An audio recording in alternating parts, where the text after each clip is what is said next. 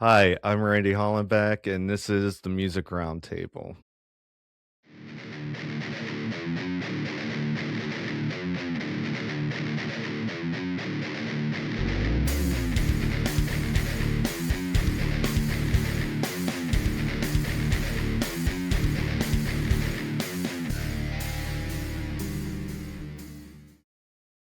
Today on the show, we have hip hop pop artist Lexa Terrestrial.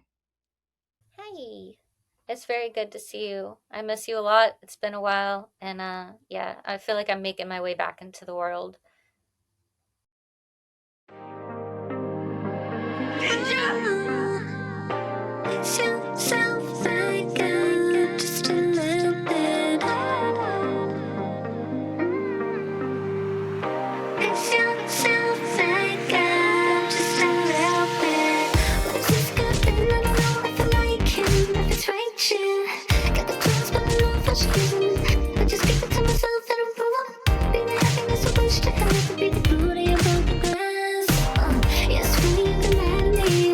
Talking about your ass. You take the election. Every day's bringing me down. Do it for myself and I'm if you just tell me you gotta bounce. You can think about me, can think about you, can think about anything. Always thinking some wrong to be trapped in deja vu. But there's nowhere in the world. But there's nowhere in the world for you, for me. Last time we talked was May 14th, 2024. We were doing a Backstage Pass episode at the Craft House with Whitney Payton. Yeah, I remember that. I remember doing a metal scream in the entrance, and people were like really they were they remember people were like really excited about it, and they started doing their own metal screams, and I was like, damn, okay. It was just being goofy, but it was I remember that. Yeah, that was a lot of fun. So, what have you been up to? Catch us up. Okay, well, this is I for the most part, I dealt with a really awful health condition that sucked the life out of me. It feels like you have COVID and sinus infections like every day. I had no energy. I couldn't breathe. I was having to wear breathing tubes, take medicine all the time. I was constantly having to like clean my nose out and stuff. It was really gross. And I dealt with ENS. It's a neurological breathing condition that feels like you're suffocating. Awful. I got through that. I still had really bad issues from just like structural issues. And so I had to end up getting a 9 hour surgery with a really amazing, really grateful I found him because I was about to give up on life. I was like, I can't deal with this for the rest of my life. Like, I wanted more for my life. This is not what I wanted for my life, and I don't deserve this. And I'm allowed to just dip out if I want, right? But I found this doctor. He does really difficult, complicated neurofacial surgeries. People that have had paralyzed faces. It's just I'm talking about really meticulous surgeries that most people can't touch. Like people even over in like Stanford or Cedar Sinai, they don't even have the wherewithal to do that. And he was amazing, very gentle. Um, and I got that this year, and I've been recovering for the last few months, fundraising for it. It was expensive. It was like $23,000, which 23 is my number. But 23, I mean, it's a lot. But it's not covered by insurance. I had to go all the way to the other side of the world to get this done. So, um, and I've just been trying to slowly bounce back since. I have so much PTSD from what I went through, and I've been feeling a lot of just things are a little bit better, but it's going to take me a really long time to get back to where I was. Like right off the bat, it was easier to sing, it was easier to talk, but I still have a lot of like nasty stuff going on, a little bit of complications. Like I was having sinus headaches, my eyeballs felt weird. Um, and it's going to take me a while to heal, and I do have a lot of PTSD from going through everything I went through for like almost a decade that yeah, I a part of me was worried and had existential dread that what if I'm never get through this? But when I'm not experiencing existential dread and sickness and thoughts of death, I'm making I'm making music or practicing. I started to DJ. I got these little FLX. These are amazing. They take both record box and Serato. And I've been DJing, which is a fun way to like discover music and participate in it. And I've been trying to still make my own stuff, releasing a couple different EPs. I had the really super cute, cartoony, like hyper pop, hip hop. There's a whole bunch of shit in there. The Kawaii EP, and then I'm also releasing like a more darker, like authentic hip hop, trap metal, like grungy, kind of album. I think next that I'm finishing up. But the health stuff has been very it's very time consuming, and like I'm always hustling because of it, you know? Now, you don't have to wear those things for your nose anymore? Sometimes I do cuz things are like just kind of lit, but for the most part I'm not wearing them right now. I mean, if you could believe that. Like that was my doctor was like we that's a goal of ours for you to not have to wear those. So when I was starting to get some like having some issue breathing and things are still kind of a little wonky afterwards, like after the second month maybe, I was having to wear them, I started getting really hopeless and defeated because I was like, I went through all of this 9-hour surgery, spent all this time being sick, all this time preparing. Um, I've done everything right. I've listened to the doctor to a T, and I'm still having to wear these breathing tubes sometimes, and I'm not fucking cool with that. I've had to do this enough. You're like, you deserve better, and I don't want to have to see a single fucking Q-tip for the rest of my life. I don't. But sometimes that's how it is. I'm hoping that's not how it is for the rest of my life. But no, it's certainly not as much as I used to have to wear them. Yeah, it's a lot better, and I'm not as sick as I used to be. It's still not 100% though, and I just want it to be like 70%, 100%. I'm aiming for that. I still have a long way to go, I guess.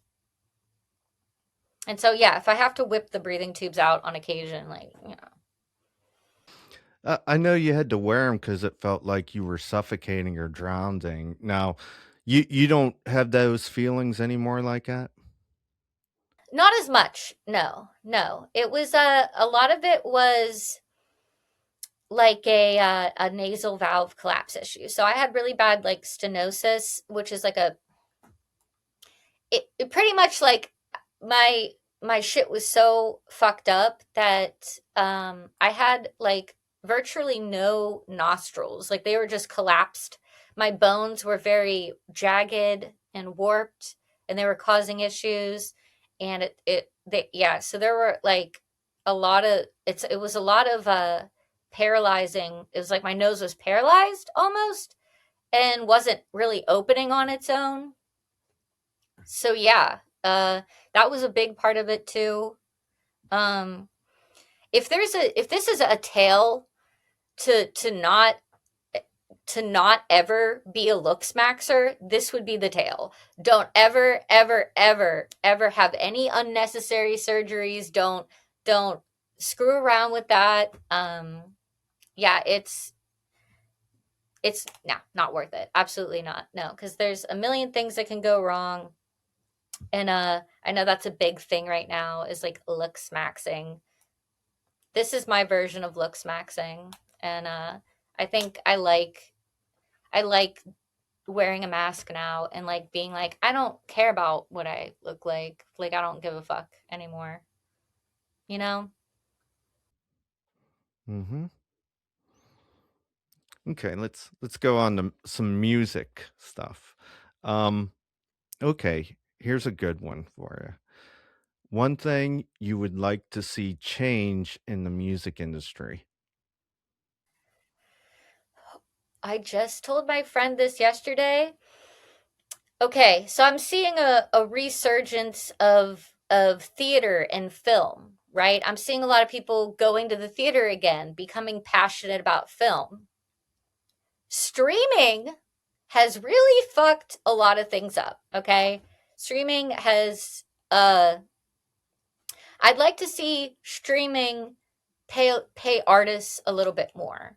Um I'd like to see I would love to see some kind of ways where it were like, well, you have to go to the theater, buy tickets, rent movies, buy movies. They're having like their Paramount, HBO, all these different things, pre-releases. Like that stuff's all coming back now. I'm noticing, and it would be so dope if streaming could at least pay artists a little bit more, or buying albums became a popular thing again, because we're paying all this money to rent a movie to watch on Amazon, that came out in the theaters, but we're not doing that for music. I think music has lost like its sentimental value a little bit because people don't listen to it like they used to. The era of the iPod coming back would be that would be great. Like how cool and fun would that be? I think music needs a new like a new medium, almost a new approach to get people interested in it again. Um yeah, I think people are so content brained now, and I think a lot of streaming definitely, was a catalyst for that. If streaming could at least pay artists more, which they can afford to, that'd be great, I think. Yeah. I don't know. What do you think? What do you think? Because you probably think about this as much or not more than I do. What do you think would be like one beneficial thing? Oh no, you kind of okay there. You're good. Yeah. Do you have like a thing you want to see happen in music that would make it better? Yeah, um, I was talking to another artist, and we were talking about maybe bringing back something like a MySpace. Yeah. Oh, yeah. Oh my God. See, that's what I mean with the iPod. Yeah. Those days were like, I think peak. They were peak. Yeah. I mean, people love discovering new music. I went to shows every day. I mean, granted, I was in middle school. I didn't have a job, but I didn't have anything to do, but I just music was a even an underground show that like you didn't know most of the artists, like they still had a significant amount of people coming to their shows on a Tuesday night at Mr. Small's. And they were an unknown band just from MySpace. And they had like 50 people there. And on a Tuesday night in a December. And I thought, like, that doesn't happen as much these days. Like, I went to shows every day. It's not, yeah, people are not that immersed anymore. Yeah. Do you think it has anything to do with AI and music? Yeah, yeah. But I don't think AI is. I think it has to do with being like our focus very much being on our phones, being content. Um, we don't have to go out and engage with the world like we did. Um, and then I think almost too we expect more for less. I think our brains are needing a higher and higher and higher and higher dose of dopamine, and at our own expense. I think that we're expecting a lot of cool stuff in our hands all at once, and it's not really it's not people aren't really like leaving the house like they used to. You know what I mean? Like everybody's just on um TikTok. I think TikTok, uh social media in general, like I think that's one thing, but once TikTok came into the picture, like it really had an effect, I think, on like live music, on people actually wanting to leave the platform to go and listen to the music independently on their own. They would just stay on the app and listen to 10 seconds of it. And I think we see that a lot now. People are not, it's like everybody's brain has been hacked pretty much. Yeah. AI is not, it did not create that issue, but AI will make it worse, I think. Okay. Let's talk about your Kawaii EP. Uh, these are two of the songs I picked out that I really liked. Um, Wonder Woman. Can you tell me a little bit about that song and how you created it? It was like 2024. I just moved in to my place up here, and I kind of just like really did a raw recording of it. And I didn't even know if it was good enough to keep. I didn't know if I was going to salvage it. Uh, and this was around the time I think I was having like weird, right before I started having like those weird paranormal noises in my attic room, I think, which ended up just being birds. But yeah, I was recording up here a lot, just very raw, like not too edited, and I just kind of enjoyed the recording process, which I tend to enjoy the recording process more than I do the releasing of the music process, which is actually very interesting. I'm starting to like really relearn that about myself, where I'll just delete full takes, um, just because I want to record it again because one word might be off.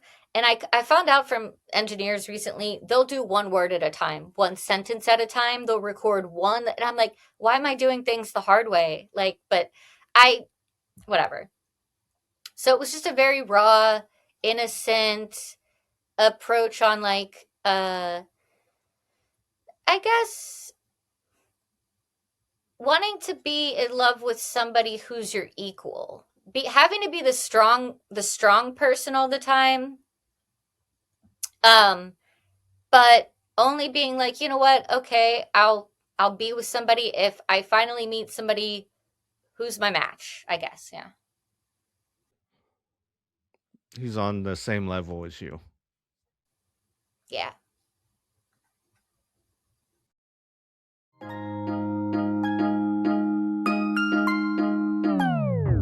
Just a little bit, I think I love you. I think we'll make it one day if we want to. Between us, we got the power, you can beat me up. Here we go, but just I'm feeling that we got a Superman. I can be a Wonder Woman. I ain't gotta waste my day. On a chocolate going so I guess I'll hold my hand to the right. Swoop down with the cape, boots bound to the base. Got my crown, got my lace, he ain't wasting my space. I could take it, he could take it, we could keep our own names. We could take our own lanes, cause we taking on the world from the hood to my island. Both flying high, yeah, we're taking away the shit he provided. So I need a man who got his own thing. We got our own thing, so we gon' hold the whole team down. I can be a G.I. Jane. And if they ever cross me and cause me pain, I know you stand up, step up on stage, and baby, I like you.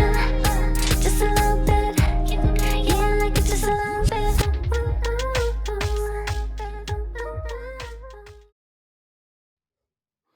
Now, going into making this EP, did you set out to just make it a pop type of album instead of like a hip hop? Like you wanted it to be kind of like a side project from what you normally do? Yeah, a little bit. Yeah, I wanted it to be a concept album. I was working on it for a long time. I listened to a lot of really unique music.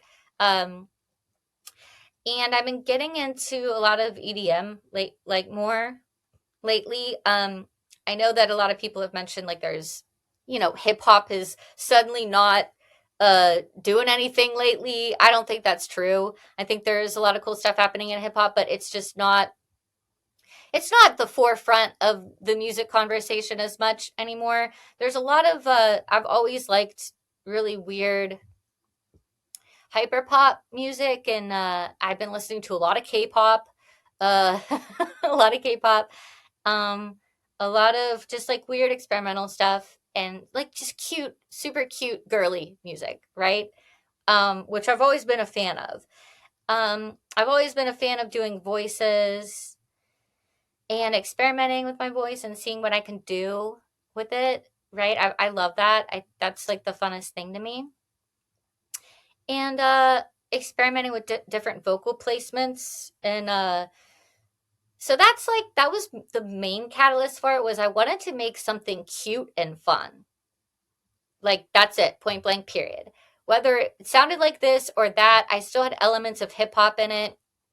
Some of it was more normal, but other just very cutesy and like very pink and different.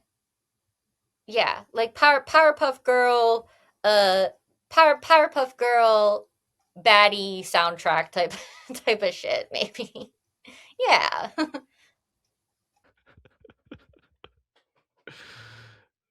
Okay. The other song that stuck out to me was "Pace Yourself." Oh, nice. That song gets stuck in my head a lot. Um, that's like that was a fun '80s track. Um, Trap Ninja made that one. He also did Soda. Um, he's a pretty cool producer. Yeah, that track. There's some other ones. Oh God, I have the vinyl. I'm selling vinyls and CDs of it. Um, Your Toy is probably my favorite. I love Your Toy, but there's yeah, Pink World Black Heart is a cute one. Pace Yourself is very cute. It does have a bit of an '80s vibe to it. Yeah. Yeah, I noticed there was one track, the Barbie one, that was kind of like EDM hyper pop, you know. Yes. You know what that reminds me of? And I wrote that about, definitely it gives me MySpace music era vibes for sure. That reminded me just the key that it was in. Um it sounded like a it kind of sounded like a like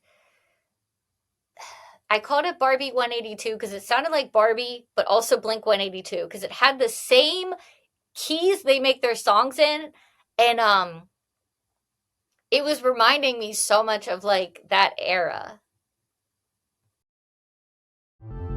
Let's go.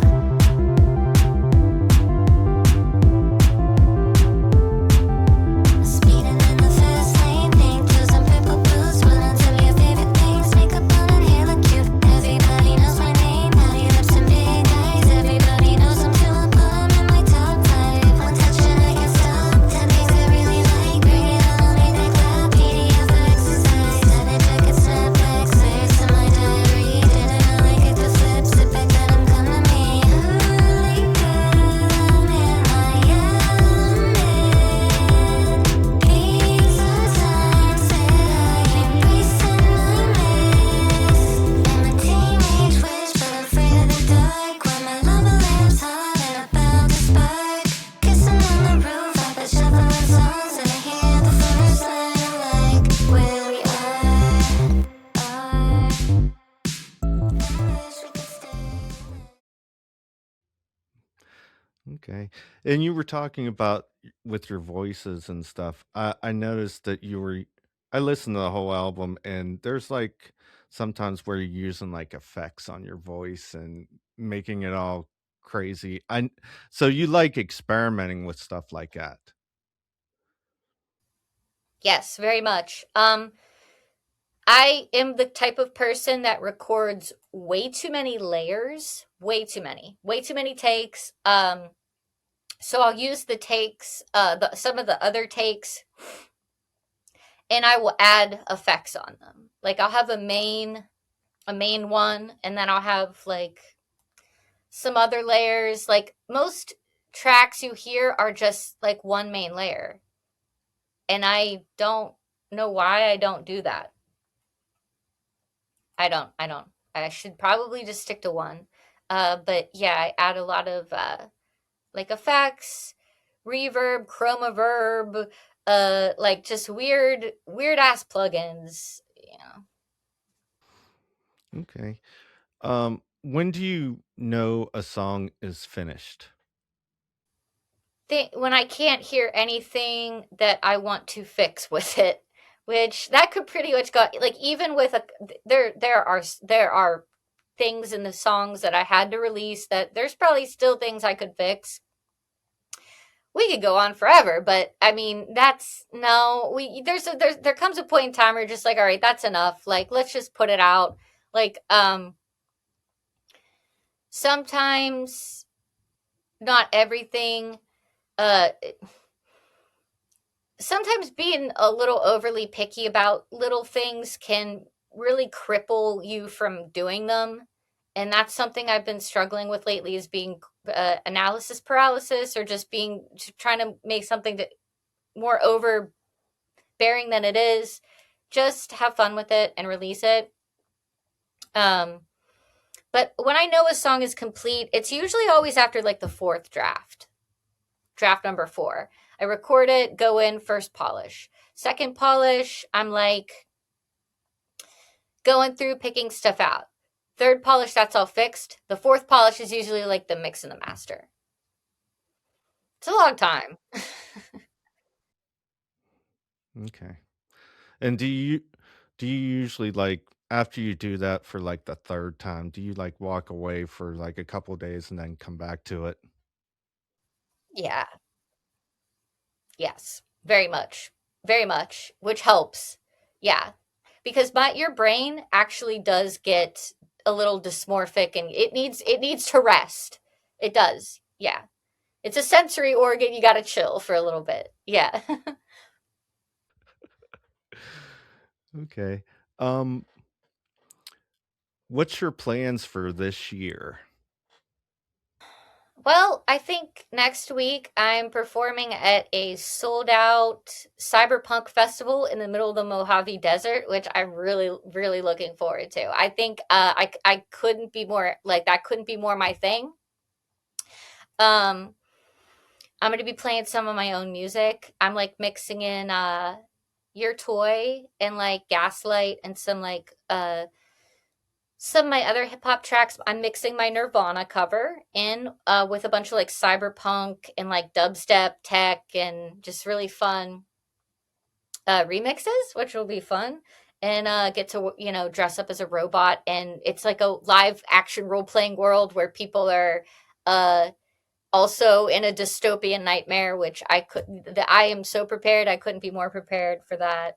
And honestly, the fact that I'm still alive, I don't I really just want to keep making the best music I can and keep challenging myself. I look forward to the performances I'm returning and having back. But I want to be back to feeling like my old normal self again. I know I always seem like I'm okay and I seem like funny and stuff, but a lot of funny people deal with a lot of shit. I'll just put it like that. And I just don't want to be dealing with that shit anymore. That's my main thing.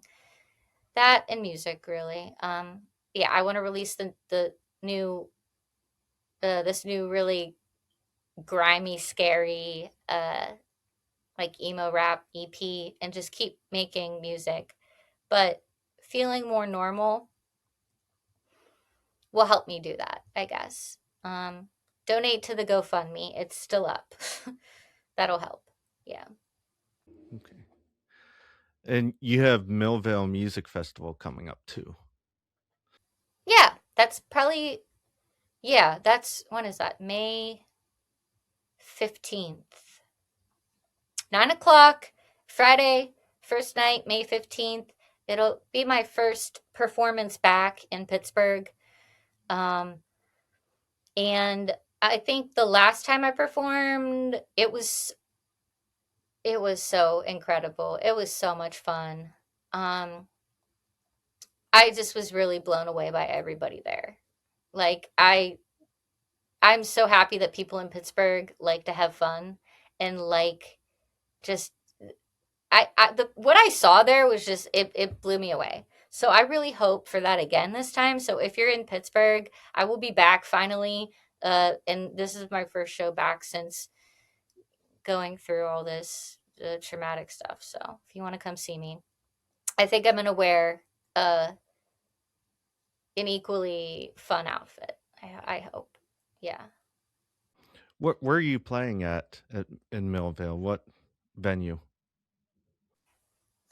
It's Burghers Brewery. What's the main road? Uh, Burghers Brewery. It's on the main drag. Yeah. Burgers, like Pittsburghers. Burgers Brewery. Okay, and that's at 9 o'clock. You said. Yeah. Okay, cool, cool. Um, so what should we expect next? Is that emo rap album you're gonna release that next? We'll be able to hear some songs off of that sometime this summer. Yep, it's like it's all done. I might add I keep that's the problem is I keep adding things. Like there's another song here that my friend did, Josh, shout out to him, Beats by Gritty. There that's the problem is I keep that happened with the Kawaii E.P. I keep adding things. I said, no, we're gonna take this away. Should I finish this later? There's like 5 new songs I wrote since I was recovering with surgery, and I don't know what to add on and not.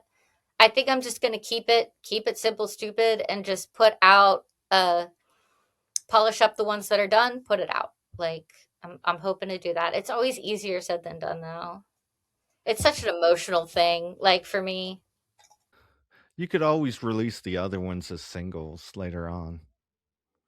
Yeah, for sure. Yeah, like I'm dropping some remasters of older tracks on it. I really do intend on doing some more like funk and metal. I love it. I really do.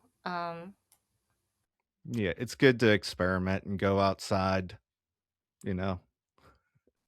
It's so much fun. Yeah, it really is.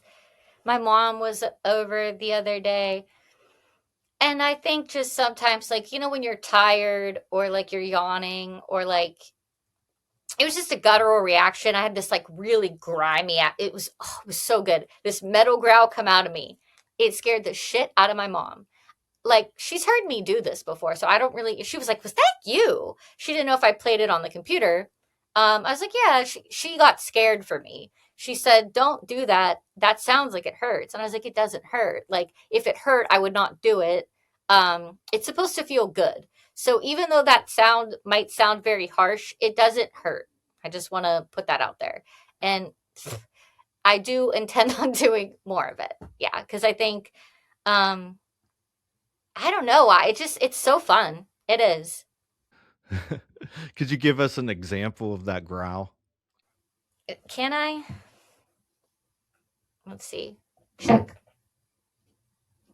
My mic is still on from that's just a that's like a little baby one.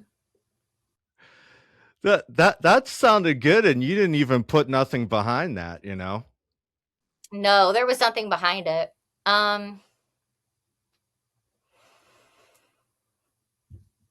that was like a pterodactyl. That was more like a pterodactyl. I just fucking around. There's no way I'm gonna put your speakers through that right now because they're no. I feel like I can't do that. I need to be graceful and polite. No. That's good. We got a little taste of it. I would really love to though, no joke. I had to stop myself. Okay, let's see what else we got. Where can we get a hold of you? Facebook, Instagram, TikTok? Instagram, yeah, Instagram's my main hub. That's mostly where I am. I stopped getting on Facebook because every time I do, they just seem to like no. I'm on Instagram. I do have like a little alien gang channel, and I have an alien gang chat. I keep up with that every day. That's like the one place. So when people are like, "You never answer me," I'm like, I'm in one location now. I'm keeping it simple, and yeah, Instagram or my email. If you're trying to book anything up, uh, you can find my email. It's pretty easy to find that. And I'm always gonna try to hit everybody back on Instagram. Okay. Do you think that we'll learn about aliens this year? Okay, so was that 2023 that where they dropped the whole government was like, yeah, we've definitely seen aliens, like, and there were like 100 people in there that were like, yeah, we have seen aliens, there we have recovered dead bodies. And I was like, guys, you waited too long. We're kind of like not really phased. But now I think in the year 2027, and I predicted this for 2023. I hope I'm right again. This is just merely a guess, but I think in the year 2027, something significant is going to come out. I've heard that, and I haven't really looked into this too much, but I've heard that there's been a lot of like UFO researchers and NASA scientists and aerospace engineers that have like, there's been like 10 or more that have just randomly gone disappeared or been murdered. Murdered. I don't like to say that, but they've been schmurdered. And that's very it's been like 10 people now. I don't know if you heard that on the news at all, but it's kind of becoming a main story now. There's got to be something weird going on with that, and I just think something's gonna come out. I think at some point. I'm not sure what, but I have a feeling that aliens. I think aliens have been here, are here. Some might be here. We probably interacted with someone. You might even be taught. You might have even, yeah, you never know, right? There could be one right there, Yeah. Just because they say they're like green monsters, they could look just like us. No, they're not. No, they look like humans, but just a little different. It depends on how. It's just like genetics, Oh, I'm 50% this, 50% that. Like if you're 100% alien, you'll look a little more alien. If you're half humanoid or 25% alien, might look a little different. Who knows? But yeah. And I also think that they're innocent. I don't think that there's anything to really fear about them. I don't. I think they're relatively harmless. Okay. That's all the questions I got. Thanks for coming on the show today. Is there anything else you'd like to add? No, but you always make it really fun and funny and put a smile on my face. And you asked really good questions. I'm not gonna lie. You got me hyped up, so thank you. Yeah, I appreciate that. Ain't gotta say me yet, but I can be your Wonder Woman. I can be the one you're doing. Ain't gotta say me yet, baby, if you're Superman, you can be my everything. Ain't gotta say